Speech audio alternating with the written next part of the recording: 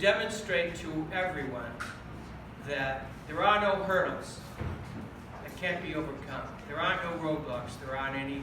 So the quality of our life will not diminish no matter what happens. And we do that through song. And the first song is called Some Bright Morning. Okay, everybody up.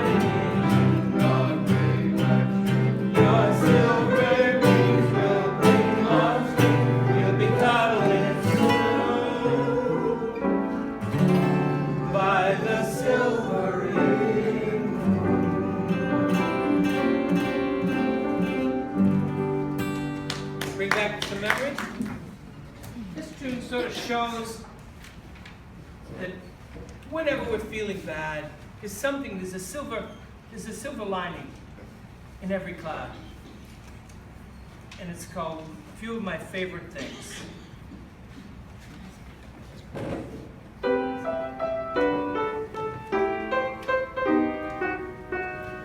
Raindrops on roses and whiskers on kittens, bright colored petals and warm woolen mittens, brown paper packages tied up with strings. These are a few of my favorite things. Green-colored ponies and apple strudels, doorbells and sleigh bells and schnitzels and noodles, wobblies that fly with the moon on their wings. These are a few of my favorite things. Dresses and blue satin sashes, snowflakes that stay on my nose and eyelashes, silver white winters that melt into springs. These are a few of my favorite things.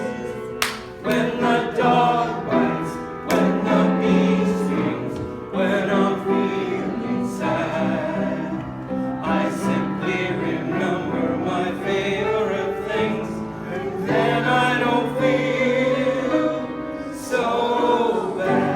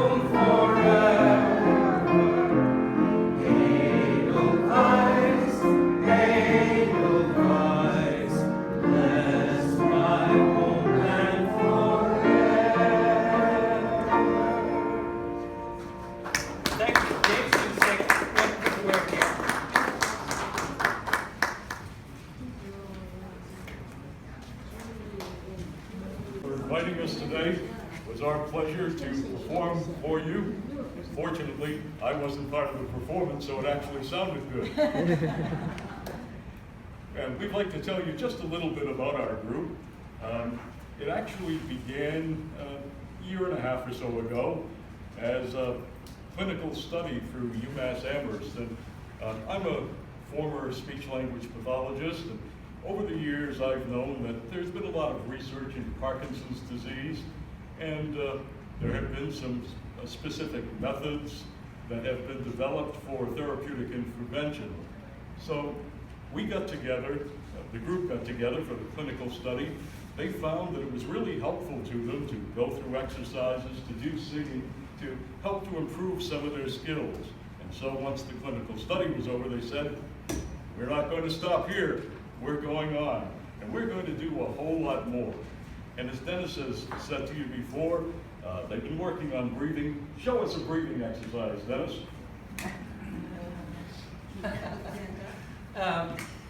Maybe you can.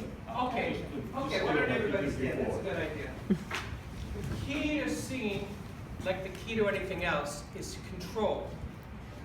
And when you control your diaphragm and you expand your rib cage, you can sing a note a lot longer than you might think, because you're in control. You're not just breathing out. And the first exercise we do is called the radiator steam. Radiator steam. Anybody here have radiators? Or remember them? Steam. I still have them in my house. So you know, sometimes they make a shh noise. And that's what we do in this exercise. Okay, so raise your hands over your head, hold them for 3, and give me a loud shush. Ready? Over your head. And shh.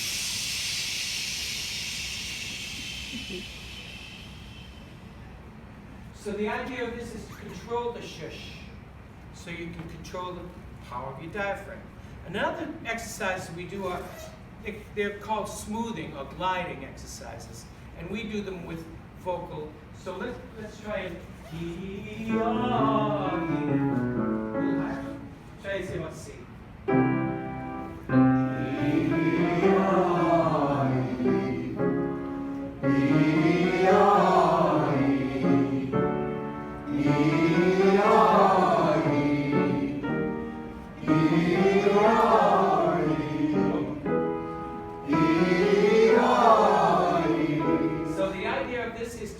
Control the diaphragm, to have them sing, and then control the pitch, control the tone. Now you can control the tone, but you have to know where it's going. Sometimes you want it to stay in your chest, on the covered tone. Sometimes you want it to go into your head. So as we go up the scale, the tones go into the head. So we'll take it from D, and we'll go up a little higher. And you'll hear how it makes a little flip, and especially the women will have a higher tone. And as long as they can control the diaphragm and the flow of air and the vocal cords, their tone stays uniform. And by the way, all of this vocal exercises is perfect for Parkinson's. Just so happens.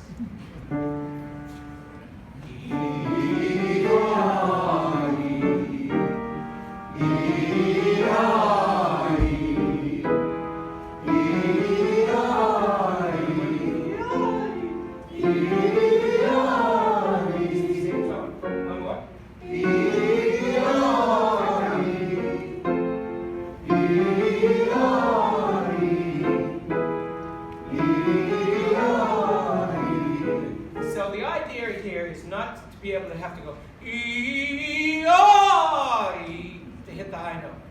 That's the object. Well, we don't want to do that. We want to be able to control the diaphragm, so we have because beyond all of this, in music, our job is to create empathy, create emotion, create sympathy, so that you can understand the lyric of the song, so your heart can feel it. Okay? And that's good. We also worked a little bit on loudness, right? Yeah. Because that's important to people with Parkinson's. So maybe we can just have them do one of those a little louder and show how they do that with ease. Yeah. Well, here's a quick story. I suggested this to Dave first, people with Parkinson's. a symptom is, after a while, they start to talk a lot softer. And another symptom is the muscles in the face relax a little, so that it appears to someone else like they're mumbling. But they're not. That's their normal exercise of muscles. So you have to retrain yourself to